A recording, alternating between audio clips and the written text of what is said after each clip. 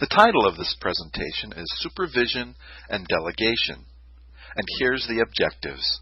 We will discuss the supervisor definition, as well as some supervising tips.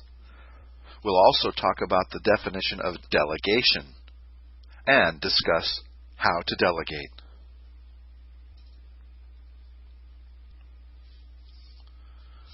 The supervisor is actually a function of management. A supervisor is responsible for the day-to-day performance of a small group. It may be a team or a shift. The supervisor has experience in what the group does, but is not necessarily better at it than anyone else that he or she supervises. The supervisor's job is to guide the group towards its goals, see that all members of the team are productive, and resolve problems as they arise. The supervisor may or may not be a manager and does not have the power to hire, fire, or promote employees. The supervisor usually recommends such actions to the next level of management. The supervisor does, however, often have the authority to change work roles and responsibilities of their team. The supervisor is also responsible to schedule work shifts, vacations, and breaks.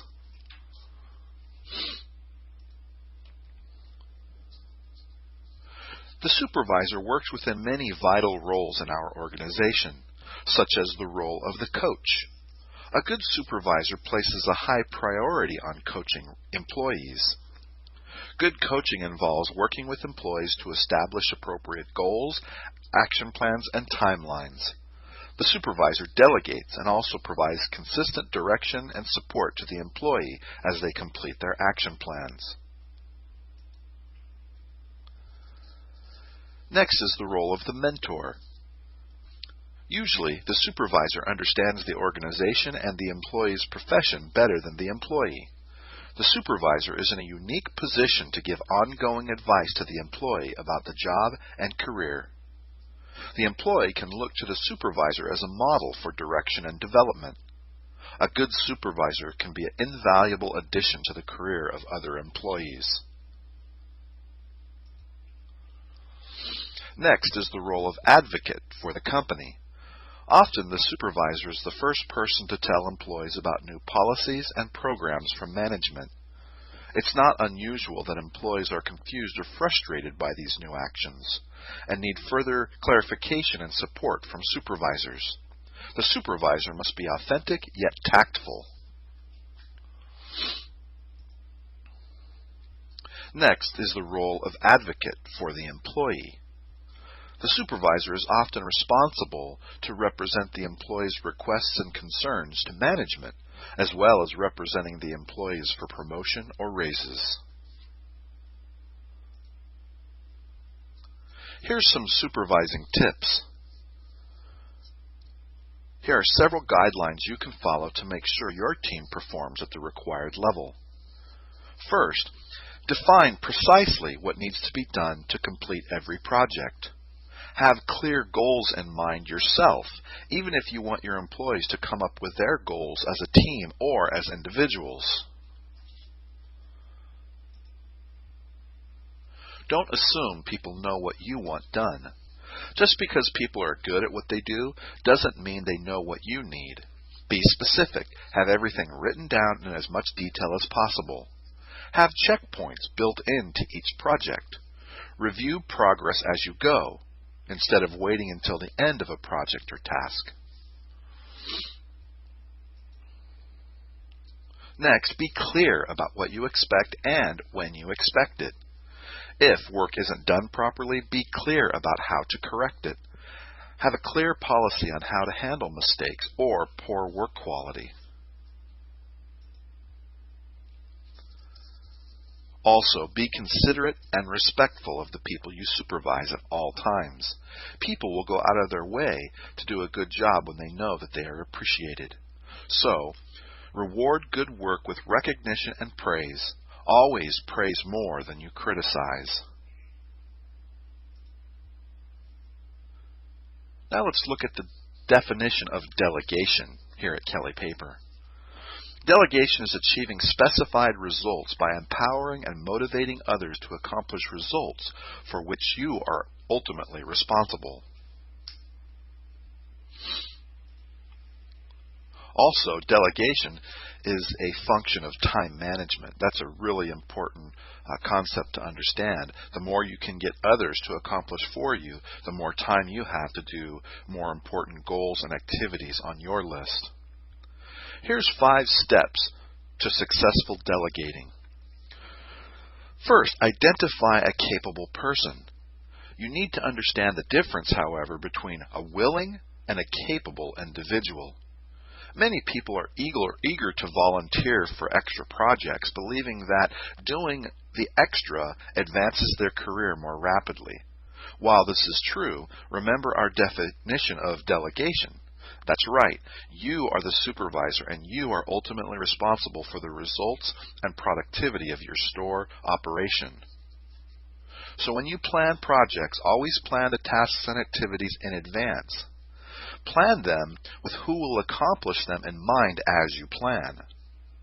At this point, please pause the presentation and look at the attached worksheet on the next page. Let's do the activity and practice with this work page. Choose a activity or a task that's on your current list. Take a few minutes and plan this activity with someone in mind that you know will be able to accomplish the task according to their strengths and abilities. Welcome back. The next step in delegating is to explain the objectives. Once you've decided who will perform a given project or task, explain the big picture. Communicate how the job relates to the overall goals of the company and your store. Find a way to connect every job, however basic or complex, to the vision statement of the organization. Also, set the climate. That is, make the task meaningful and important with how you describe the task. Now, that doesn't mean that a boring task is going to make sense to an employee as a grandiose or very important task, but it can have an importance level based on how you communicate it. So in other words, you don't want to say, well, this doesn't mean much, but I really need it to be done. Connect it with a goal, connect it with the purpose. Let the employee know that however small or large the task, that it's an activity that's important to the outcome of our organization. Next, make the employee take notes themselves on your instructions on the activity. Now, if you want to give them an outline that you've created beforehand or prepared for them, first make them take notes. This may seem inconvenient and like it's extra work, but it's actually a very important skill for 2 reasons. First off, it will help them retain and think about the task that you're assigning. Second, it will tell you about their ability to listen and follow instructions. Next, cite the available resources. Make it clear who and what their resources are. When resources include other employees, explain to those involved who you are putting in charge of this task or activity. Next, for the second point of explaining your objectives, ask for questions. Invite questions. This is where their notes come in. Many people will say that they understand and don't have any questions, but ask them to take a minute and look at their notes. Ask them, what on your notes may bring up questions during this assignment? Don't let them off the hook. Waiting for questions will enable you to cut off possible problems beforehand based on their understandings or misunderstandings of your instructions.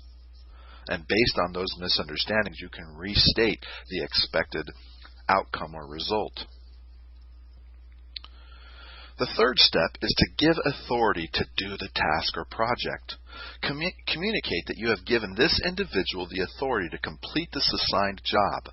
Let the rest of your team know the big picture also and why you need everyone's cooperation. Also, when it comes to giving the authority, give the authority and never take the monkey back. When challenges arise or problems occur, coach the employee through it. Help them figure out a solution. but don't take the responsibility back. Many times employees feel when they communicate a challenge or a problem regarding a task to you, since you're the manager, it's back on your plate. But instead, help them through to find a solution and never take the monkey back. Fourth, monitor the activity. Ask for progress reports on a regular basis, perhaps during your daily huddles or through regular daily communication. Then give appropriate feedback regarding the project, the progress, and the report. Fifth, provide recognition and make the recognition public. Public praise for public practice. Inform your supervisor. If you're a manager, you would inform the supervisor or third man in charge to ask them to do the same. Provide recognition. Publish outstanding performance in newsletters in the form of a letter to your district manager or the president of the company. We all love to be recognized, so advance your people by giving them appropriate recognition for a job well done.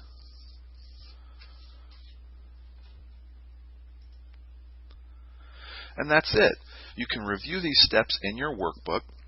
And if you have any questions, contact your district manager, or you can contact me, David Mount, at extension 225. Thanks for joining me for this management training module.